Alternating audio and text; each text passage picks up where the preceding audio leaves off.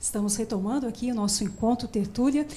O tema de hoje, como a gente já falou, criminologia midiática, aqui com o professor Zaffaroni, né, o grande mestre de todos nós. Estamos com muita participação aqui na nossa tertúlia, né? Parabéns, professor Zaffaroni, por toda essa capacidade de arregimentar pessoas. E começando, então, essa segunda parte aqui do nosso tertúlia com a pergunta que o professor Luiz Flávio deixou no ar, que é exatamente saber, professor Zaffaroni, o perfil desse preso que nós temos no nosso sistema carcerário. O professor Zaffaroni, no primeiro bloco, falou, por exemplo, fazendo referência ao sequestro, falou do sequestrador profissional, aquele sequestro relâmpago e aquele sequestro idiota. Qual desses três, então, estariam, né, desses três perfis de criminoso que estaria dentro do nosso sistema prisional?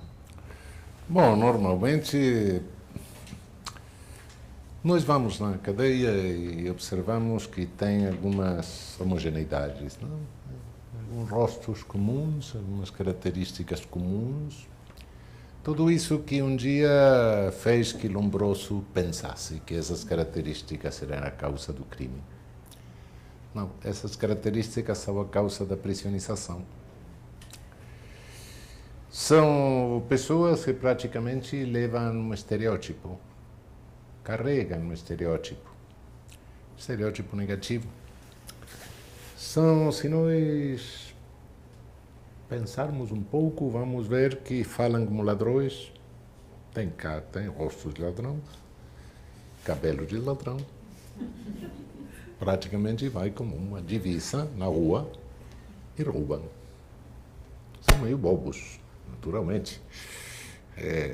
O mais fácil é pegar alguém que vai com divisa de ladrão e rouba. É isso. São os ladrões bobos. Por nossas populações prisionais, tem uma minoria, que são meio psicopatas, sim, minoria. Sim, mas a grande maioria, ladrões ingênuos e jovens. Porque num certo momento, aposentam-se. O velho na cadeia não tem muito a fazer. Por quê? Porque cai do estereótipo. O sujeito já não percebe-se como parte, como portador desse estereótipo. O estereótipo não é uma coisa externa, só que se interioriza, né?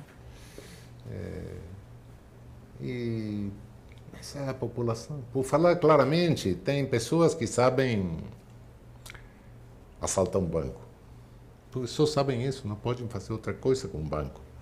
Tem outros que podem virar gerentes, presidente da sociedade anônima e fazer falir o banco e estelionar 1 milhão de pessoas. Tem treinamento para fazer isso. Os segundos não vão na cadeia. Os primeiros, essa é a diferença, é a seletividade. É muito mais difícil jogar na cadeia o segundo do que o primeiro. O primeiro é simples. Não é uma coisa que esteja programada, não. É uma regra burocrática. As burocracias fazem o que é mais simples. E o mais simples é pegar o primeiro e não o segundo, não? Que tem muitas mais dificuldades. Não? Essa é a população penal. O estereótipo é alimentado pela mídia. Se vocês tivessem neste momento terrorismo, seria ideal o estereótipo do terrorista. Como não temos terrorismo, qual é o estereótipo? É o garoto adolescente dos nossos bairros precários. Chamem-se Vila Miséria, chamem-se favela. Como é criado o estereótipo? Envia-se uma imagem de algum garoto que fez alguma besteira e junto um outro que está bebendo cerveja. Este ainda não praticou o crime. Ainda. Então, cria-se todo um eles, nós e eles, não? Semente de massacre. Isso. É a mídia que cria o estereótipo. Se tivermos um sujeito que poderia virar mais perigoso para alimentar melhor a paranoia na sociedade, criar uma sociedade paranoide, assim, como terrorista. Sim, é um candidato melhor porque tem um elemento que o garoto de bairro precário não tem. Tem o elemento conspirativo.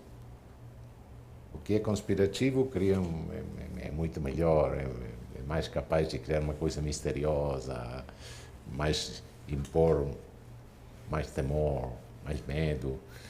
O outro não tem elemento conspirativo. Não.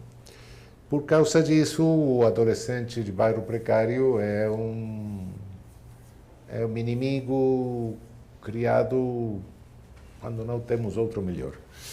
Há 30 anos, 40 anos no meu país, o melhor estereótipo era o garoto de cabelo longo e fumando maconha. Esse é o estereótipo do terrorista.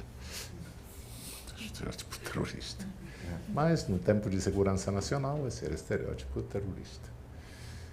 E com esse elemento conspirativo. Não? Esse elemento... Agora, como não temos, um garoto adolescente de bairro precário. Mas isto sabemos desde o Evangelho, não? Cristo entre dois ladrões. Bom, Cristo, um cabo expiatório importante, não? Bom, se não estiver Cristo, os dois ladrões iam ficar igual, não? Isso é claro. E o professor Zaffaroni, a prisão preventiva é uma pena antecipada? Sem dúvida, é uma pena. Sem dúvida.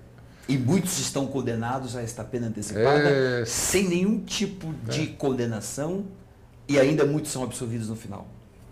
É a pena mais frequente na América Latina.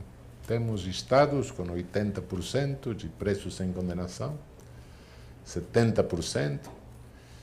Nenhum dos países latino-americanos tem menos dos 50% de presos sem condenação. E agora temos uma novidade importante, que é a plea bargaining, a negociação do Ministério do Promotor com a defesa para fazer aceitar uma pena menor. Ou seja, agora temos presos sem condenação, mas cada dia a mais estamos tendo condenados sem julgamento. Estamos mudando uns por outros. Num certo sentido, ainda isto não virou, como nos Estados Unidos, uma extorsão. Não. É criticado, mas tem um duplo sentido, não? Nos Estados Unidos, a plea bargaining é claramente uma extorsão. Pega no sujeito, um afro-americano, você estuprou, não estuprei, estuprou outro afro, uma branca, se tivesse estuprado uma afro, não estuprei, bom, vem assinar por sedução, vai sair mais rápido. Mas se eu não fiz nada, você quer ir ao júri? Vai para o júri, vai ver quem vai defender você no júri. O doutor Piroscafo vai defender você no júri, vai ser condenado à morte, então o sujeito assina. É isso. Este é o jeito do qual nos Estados Unidos, que é um modelinho de justiça que estão tentando mostrar a nós, é a condenação de 95% dos processos. Acaba deste jeito. Os 5% do júri é isso que vemos pela televisão nas séries. Os 25% acabam desse jeito. Isso. E, professor Zaffaroni, quem manda efetivamente no poder punitivo? É a polícia ou o juiz? Bom, o poder punitivo, como todo poder, o Foucault falava claramente, o poder não se tem, o poder se exerce. Qual é o poder que tem a polícia e qual é o poder que tem o juiz? Ou o poder jurídico, juiz, promotor, defesa, poder jurídico. Qual é o poder que temos nós e qual é o poder que tem a polícia? A polícia tem o poder de exercer o poder punitivo, sem dúvida. Poder punitivo negativo, poder punitivo repressivo, porque os clientes para nós chegam em carro oficial. Nós não saímos pela rua a procurar. Não. A criminalização secundária, a escolha dos candidatos a ser condenados, esses são escolhidos pela polícia. Dúvida. Mas olha que o poder punitivo, essa função de escolher os ladrões bobos, politicamente tão importante, não é. Que poder é esse de escolher os ladrões mais bobos e vulneráveis de toda uma sociedade para jogar na cadeia? Então, aonde é que está o poder, a dimensão política do poder punitivo? Não está nisso, não está nisso. A dimensão política do poder punitivo é a dimensão positiva. É aquela dimensão que, com o pretexto de escolher estes e nos procurar segurança, exerce uma vigilância sobre todos nós. A dimensão positiva formadora. Eu não sei se posso estar na esquina sem ser observado nem registrado por uma câmara. Nem sei se posso estar beijando uma mulher, um homem, bebendo cerveja. Vou ser controlado. Vou ser vigiado. Isso é positivo. Vão me pedir documentos. Vou ser controlado. Vou ser controlado na alfândega. Vão me controlar a mala. Vão me controlar a cueca. Eu vou estar feliz, porque estão me providenciando segurança. Esse é o poder, essa é a dimensão. Isso, juízes, não temos nada a ver com isso. Nada. Também seria uma dimensão política o fato de, prendendo essas pessoas, a outra criminalidade econômica fica toda impune? Fica impune, sem dúvida. Fica impune a criminalidade econômica praticada por aqueles que são simpáticos aos grandes meios massivos de comunicação social. Se alguém que não é simpático pratica um pequeno erro, um pequeno crime, então vai ter um escândalo. É porque a mídia... E se não praticar nada também? Também isso. Também vai ter, né? Uma suspeita, às vezes, vira uma condenação já. Uma condenação. É uma mera... Ter campanha de destruição moral, de coisas assim. Que é interessante isso, a mídia tem esse duplo papel, denuncista, justiceira, né, tal, mas é contra o estereotipado e, vez por outra, alguém entra por corrupção. E a mídia fala disso e tal. Sempre que tiver um governo popular. Se não tem um governo popular, não. Olha todas as proclamas de golpes de Estado, todas, do século passado. Sempre um dos temas era a necessidade de controlar o caos da criminalidade comum. Todas. Um dos pontos era esse. Todas as proclamas dos militares, todas as proclamas do golpe de Estado. Depois, ao longo do governo militar, ou do governo ditatorial, ou do governo de direita, o escândalo não existe. Está tudo bem. Aqui não temos nada. Podem vender o país, podem decapitalizar o país, vender toda a propriedade oficial, vender o petróleo, vender o estrada de ferro, vender os caminhos, vender tudo. Mas isso não é problema. Professor Zaffaroni, a vingança em tudo isso, que papel que cumpre em tudo isso, em toda essa história? Bom, a mídia trabalha com a vingança, estimula a vingança. A vingança é um impulso natural.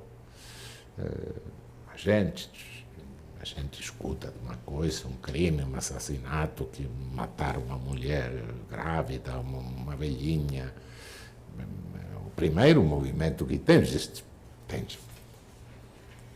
Teria de matar este tal por qual. É normal isso, é um movimento, um impulso normal. Esse impulso, essa pulsão normal de reagir, essa pulsão é explorada pela mídia, que então está a exigir mais arbítrio policial, mais arbitrariedade policial, mais autonomização da polícia, para criar mais violência, de um canto, do outro, aumento das penas.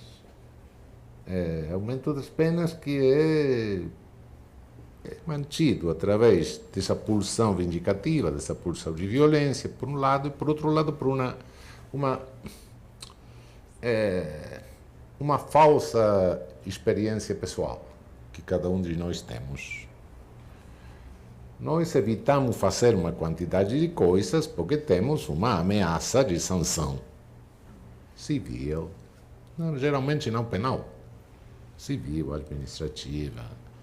Não estacionamos o carro no lugar proibido porque vai levar o carro, não pagamos o aluguel porque de outro jeito vamos ter... Bom, tudo isso. Então, isso que é uma experiência pessoal, que eu faço a coisa, porque, bom, também tenho medo de uma sanção, é levado a situações nas quais a sanção não tem eficácia nenhuma. Quanto mais grave é uma infração, menos eficácia tem a punição, menos eficácia contramotivante. Eu não deixo o carro no lugar proibido porque vai levar grua, isso é claro. Mas se eu decidir matar toda a minha família, é porque estou totalmente doido. E não vou pedir o cardápio das penas antes. Não. E vou chegar num grande momento no qual temos algumas pessoas que cheiam-se de dinamite para estourar no meio de uma multidão, porque acham que vão ir no paraíso dos... Então, qual é a eficácia preventiva nesse momento? O que vamos fazer com esse? Um momentinho antes, vou sair eu, juízes, um momentinho, senhor, olha, aqui tem o Código Penal. Eu não faço isso por via das dúvidas, para salvar a minha vida como prevenção. Mas é um absurdo.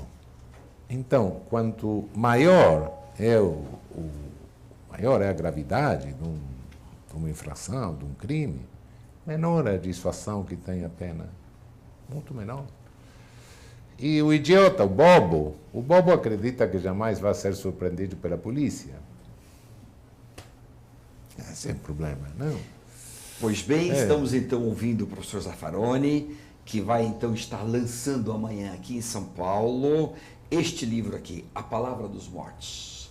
Milhões de mortos, e neste livro o professor Zaffaroni procura dar a palavra para esses mortos, ou seja, o respeito à vida, menos violência. A mensagem é essa, menos violência. Nós vamos agora fazer uma rápida pausa, já retornaremos com o nosso terceiro e último bloco. Até já, até já.